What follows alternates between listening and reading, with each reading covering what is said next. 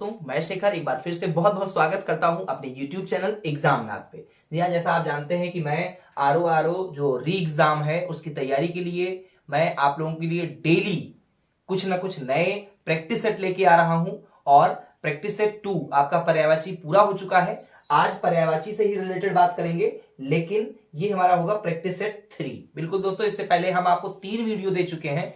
जो हमारा पर्यायवाची शब्द है उससे हम रिलेटेड एक फैक्चुअल वीडियो मैंने आपको दिया था, जरूर आपने देखा होगा। उसकी लिंक मैं डिस्क्रिप्शन बॉक्स में आज मैं डाल दूंगा। और इससे पहले जो आज हमारा प्रैक्टिस सेट 3 है, इससे पहले मैं आप लोगों को प्रैक्टिस सेट 1 और प्रैक्टिस सेट 2 करवा चुका हूं। तो चलिए बढ़ते हैं आज के प्रैक्टिस सेट 3 पे और देखते हैं आज का हमारा पहला प्रश्न क्या है। तो आज का हमारा जो पहला प्रश्न है दोस्तों, वह है कि कौन सा शब्द किनारा का पर्यायवाची शब्द नहीं है। आपको बताना है वो कौन सा ऑप्शन इसमें सही होगा जो किनारा का पर्यायवाची नहीं है। ध्यान दीजिएगा, किनारा का पर्यायवाची शब्द नहीं है। ऑप्शंस है निकर, कूल, पुलिन या पर्यंत। तो इसका जो राइट आंसर है दोस्तों, तो वह है हमारा निकर। बिल्कुल, जो निकर शब्द है वो किनारा का पर्यायवाची नहीं है, जबकि आपका कूल, पुलिन और पर्यंत ये तीनों शब्द आपके किनारा के पर्यायवाची शब्द हैं। लेकिन जो निकर शब्द है वह आपका पर्यायवाची शब्द किनारा का नहीं है। तो ऑप्शन ए फॉर्मेट का इज द राइट आंसर। चलिए बढ़ते हैं अगले प्रश्न की ओर। हमारा नेक्स्ट क्वेश्चन है राजा का पर्यायवाची शब्द नहीं है। राजा का पर्यायवाची शब्द नहीं है। राव, अभिजात, महीप या भूप। आपको बताना है कि वो कौन सा शब्द है, कौन सा ऑप्शन ऐसा है जो राजा का पर्यायवाची नहीं है। बार बार मैं कह रहा हूं नहीं शब्द, तो नहीं जो है वो है हमारा दोस्तों अभिजात। क्योंकि अभिजात का जो मतलब होता है वो होता है श्रेष्ठ। अभिजात का मतलब क्या होता है? श्रेष्ठ या पूज्य। श्रेष्ठ या पूज्य, जिसको हम उच्च बोल सकते हैं, जो उच्च हो। कुलीन जिसको हम बोल सकते हैं। तो ये सब पर्यायवाची शब्द हैं किसके? अभिजात के। जबकि राजा का पर्यायवाची राव, महीप, भूप ये होता है। लेकिन अभिजात जो है वो श्रेष्ठ, पूज्य, उच्च या कुलीन शब्दों का क्या है? पर्यायवाची शब्द है। तो यहां पर आपका option B for Bombay is the right answer. बढ़ते हैं अगले प्रश्न की ओर।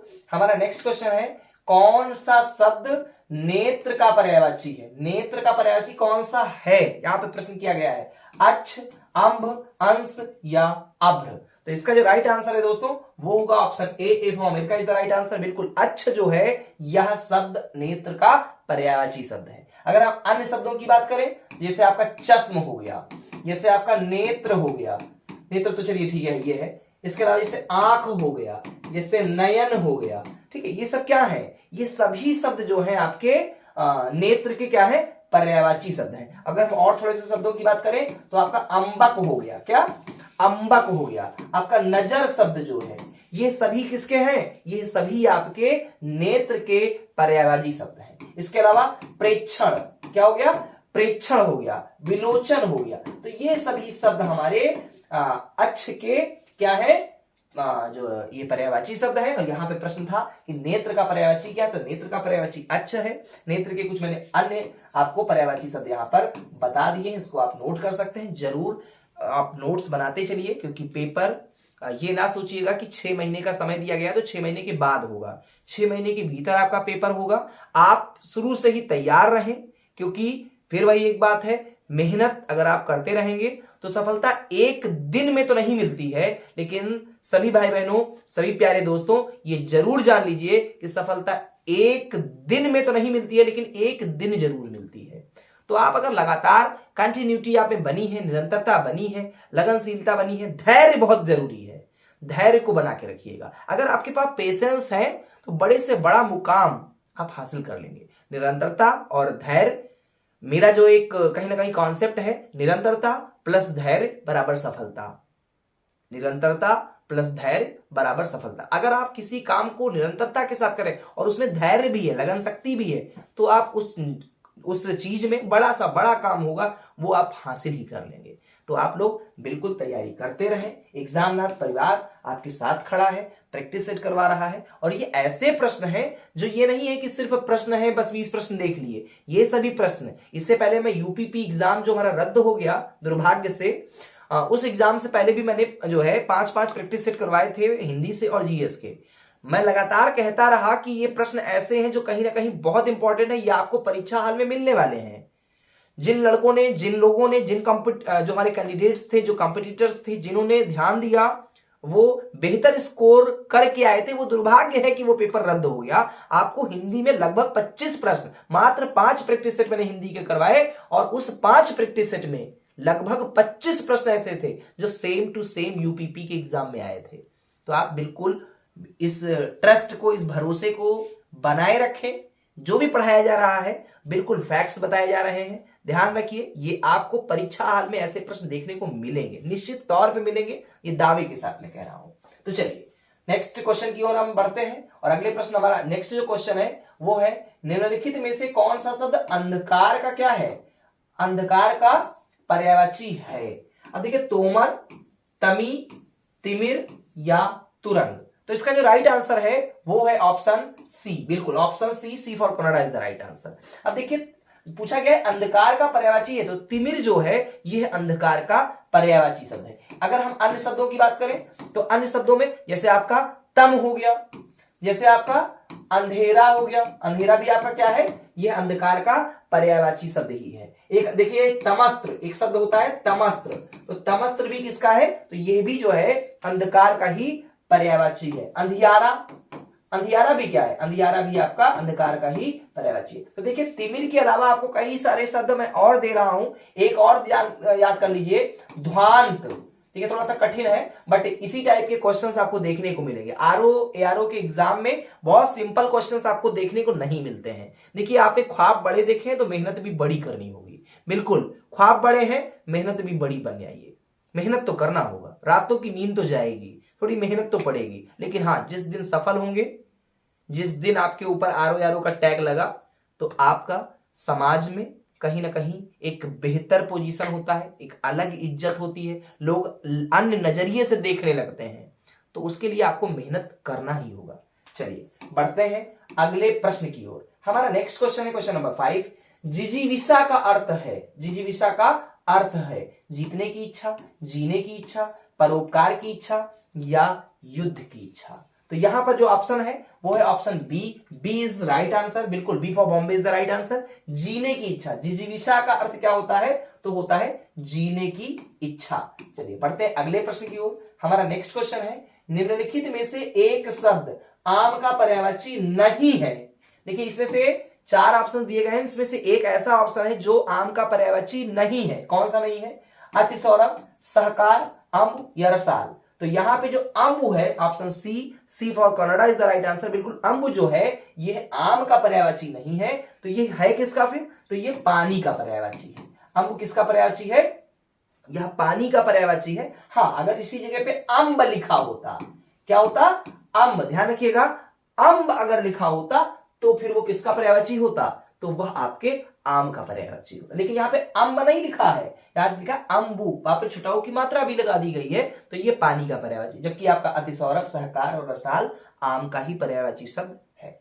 चलिए बढ़ते हैं अगले प्रश्न की ओर। हमारा नेक्स्ट क्वेश्चन है, निम्नलिखित में से जल का पर्यायवाची कौन सा शब्द है, अमेय, मद, पावस या उदक। तो इसका जो राइट आंसर है वो है ऑप्शन डी, बिल्कुल option D, D for Denmark is the right answer.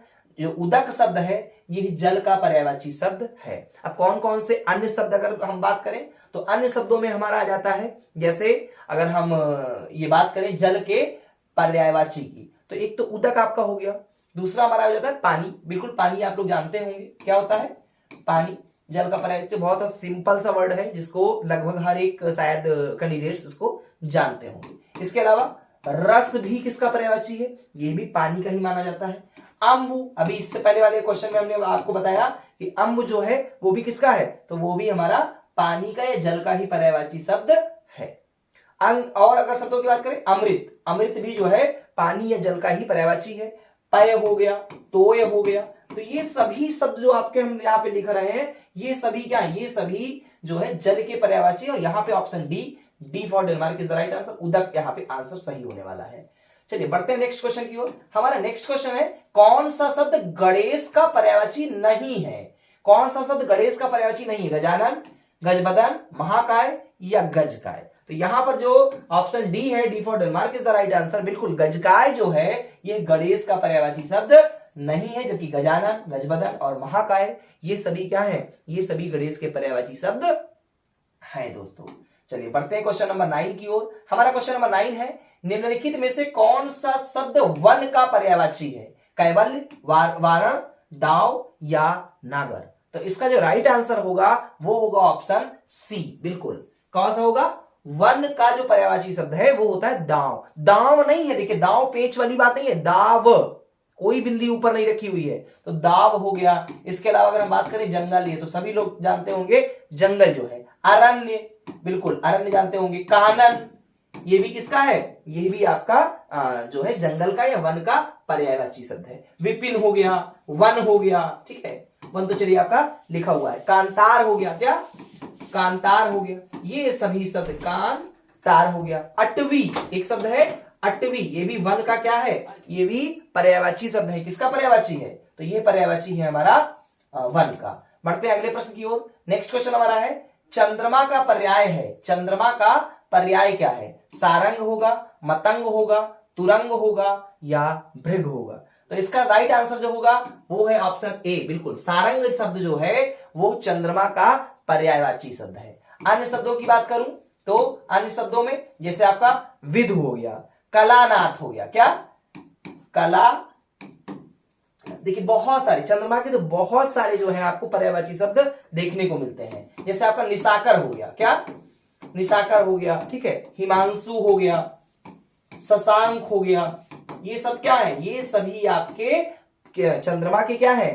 पर्यायवाची शब्द हैं। अमृत निधान हो गया, छपाकार हो गया, ठीक है, अमृत निधान हो गया, ठीक है, छपाकार हो गया, छपाकर, सॉरी छिपाकार नहीं, छपाकर होता है। द्विजराज हो गया। तो ये सभी सर क्या है? ये सभी शब्द हमारे चंद्रमा के क्या है? पर्यायवाची शब्द हैं, ठीक है। मयंक आपका हो गया, सोम हो गया, चांद हो गया, ये सब हमारे पर्यायवाची शब्द हैं चंद्रमा के। तो यहां पर ऑप्शन सारंग सही होगा, और विधु, कलानाथ, निशाकर, हिमांशु, शशांक, अमृत निधान, छपाक, ठीक है, ये सभी शब्द हमारे क्या है? तो ये सभी शब्द चंद्रमा के पर्यायवाची हैं। अब अन्य शब्द यहाँ पे नेक्स्ट क्वेश्चन की ओर देखते हैं। नेक्स्ट क्वेश्चन है, गेह शब्द का पर्यायवाची क्या है? ग्रह, गदर्भ, व्योम या गाय? तो इसका जो राइट आंसर है वो होगा ऑप्शन ए, ग्रह। बिल्कुल, गेह जो है ग्रह का पर्यायवाची शब्द है। अब ग्रह के अन्य पर्यायवाची शब्द कौन कौन से हो सकते हैं? तो आपका घर हो गया, बिल्कुल गेह ग्रह का पर्यायवाची शब्द है। और यहाँ पे अन्य शब्दों की बात करें तो ग्रह हो गया, आपका सदन हो जाता है, ठीक है, आपका धाम हो गया, आगार हो गया, ठीक है, अयन हो गया, ये सभी शब्द आपके क्या है? तो ये सभी शब्द जो है आपके गेह के पर्यायवाची शब्द हैं। जैसे आयतन हो गया, ठीक है, आयतन हो गया, अलय हो गया, ये सभी शब्द आपके किसके हैं? तो ये सभी शब्द हमारे गेह के या ग्रह के या घर के पर्यायवाची शब्द हैं। चलिए बढ़ते हैं अगले प्रश्न की ओर। हमारा नेक्स्ट क्वेश्चन है क्वेश्चन नंबर 12।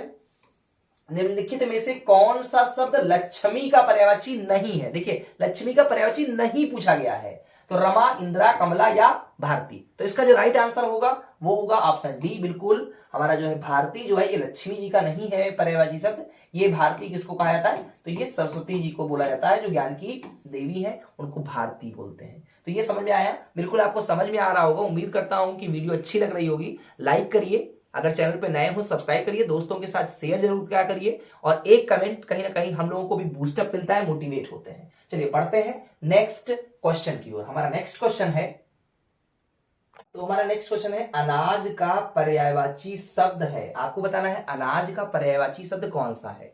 यहाँ पे चाह, सस्य, रूपा या सलेल? तो यहाँ पे जो आपका राइट आंसर होगा वो होगा सस्य। बिल्कुल, अनाज का जो पर्यायवाची शब्द है वह होगा कौन सा? ऑप्शन बी, सस्य सही होगा। नेक्स्ट क्वेश्चन की ओर बढ़ते हैं। नेक्स्ट क्वेश्चन हमारा है, निम्नांकित में से कौन सा शब्द मछली का पर्याय है? पर्याय का मतलब पर्यायवाची ही होता है दोस्तों। चपला, झस, जलनिधि या अच्छी? देखिए, मछली का पर्याय है, तो यहाँ पे आंसर आपका जो होगा वो आंसर बी वाला, मतलब B for Bombay is the right answer. चलिए बढ़ते हैं अगले प्रश्न की ओर। हमारा नेक्स्ट क्वेश्चन है, निम्नलिखित में कौन सा शब्द समुद्र का पर्यायवाची है? मधुकर, दिनकर, रत्नाकर या नरपति? तो यहां पर जो राइट आंसर होगा वो रत्नाकर। ऐसे याद रखिए कि जो समुद्र होता है वहीं से तो रत्न निकलते हैं, तो वो रत्नाकर है। तो रत्नाकर जो है आपका राइट विकल्प होने वाला है। नेक्स्ट क्वेश्चन की ओर हम बढ़ते हैं। नेक्स्ट क्वेश्चन हमारा है, निम्नलिखित में से कौन सा शब्द डर का पर्यायवाची नहीं है? डर का पर्यायवाची नहीं है। सीति, भीति, भय या त्रास। इसका जो राइट आंसर है वो होगा option A for America is the right answer. बिल्कुल, जो डर का पर्यायवाची नहीं है तो सीति जो है ये डर का पर्यायवाची नहीं है, जबकि आपका भीति, भय, त्रास ये सभी जो है डर के पर्यायवाची शब्द हैं। बढ़ते हैं नेक्स्ट क्वेश्चन की ओर। हमारा नेक्स्ट क्वेश्चन है, निम्नलिखित में से कौन सा शब्द कुशल, निम्न में से कौन सा, देखिए एक मिनट, निम्न में से कौन सा शब्द जो है क्या है, ओहो सॉरी, ये देखिए एक मक्खी आके बैठ जाती है तो फिर ऐसे में थोड़ी सी समस्या हो जाती है कि वो ऑटोमेटिक टच करने लगता है। चलिए, तो निम्नलिखित में से कौन सा शब्द कुशल का पर्यायवाची नहीं है? दक्ष, अच्छ, निपुण या प्रवीण। तो यहां पर प्रश्न क्या है, कुशल का पर्यायवाची नहीं शब्द पूछा जा रहा है, तो इसका जो राइट आंसर होगा वो होगा ऑप्शन बी।